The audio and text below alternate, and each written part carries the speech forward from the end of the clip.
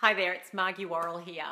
You know, one of my favourite photos from the London Olympics was of Chad Lacrosse in the 200 metres butterfly final looking across his lane at Michael Phelps. Now, 4 years earlier, Lacrosse had won the gold in that race in London. But this time, Phelps came in and won gold, and he won it against Lacrosse by 0.04 of a second, 400ths of a second. I can't even think how fast that is, but not much.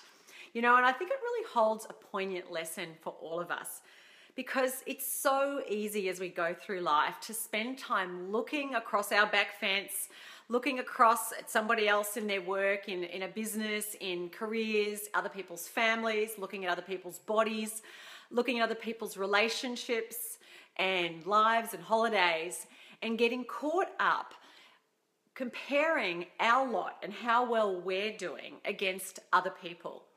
You know, the truth is if you measure your own worth and your own success against other people, if you let how they're doing be the yardstick for how well you're doing, you're never going to feel really good for very long, because you'll always be able to find somebody else eventually who's doing better than you.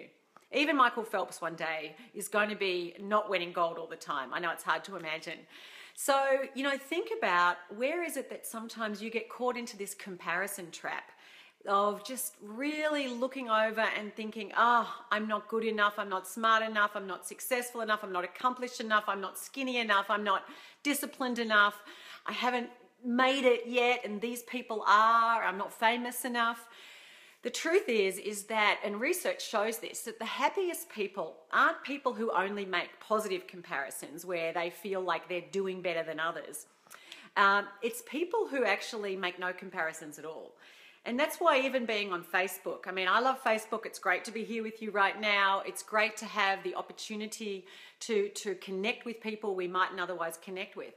But social media in itself appeals to our vanity. We only put up our highlight reels. We only put up the good stuff.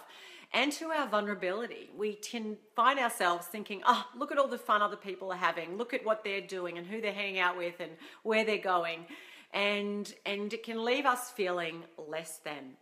You know, the truth is that we all have our own mountains to climb in life. We all have our own talents to share. We all have our own strengths to cultivate and to grow. We also all have our own crosses to bear. We have our own insecurities to manage, our own fears to conquer, our own heartaches to deal with. You never know what's going on for another person, and sometimes we look more at the outsides of other people and we go, I wished I had their life or their success. But you don't know what's going on their insides. You don't know how they're struggling. Often we compare our weaknesses, what we're not good at, with other people's strengths. What we haven't done with what other people have done, even though it may be completely unfair. Maybe they've spent 10, 15 years working at something and you've just started and it's going, but I haven't got what they've got. So just be really careful that you don't find yourself trying to win someone else's race, but just to focus in and run your own best race, or in the case of swimming, swim your own best race. You know, focus in what is it that you can be doing better in your own life.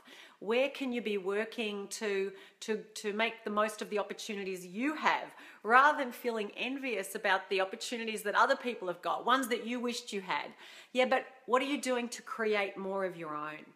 You know, over the course of our lives, we have so many opportunities to learn and grow, but we miss out on them when we're caught up looking at other people and focusing on what the race they're doing and the progress they're making versus just focusing on our own. And so I really encourage you, run your own best race. And when you stop trying to compare and to compete, you win automatically. The only race you ever really need to be running in life is the one against yourself, to be a better version of yourself than you were yesterday.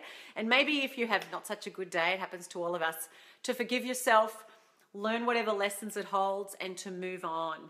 That bit wiser, that bit kinder, that bit more compassionate and courageous than you may have been otherwise. So run your own race, let others run theirs, and trust that when you do that, everything sorts itself out. I hope you'll enjoy the blog post I wrote about this, and I wish you a wonderful and very brave day. Okay, focus on what it is you want to have more of in your life.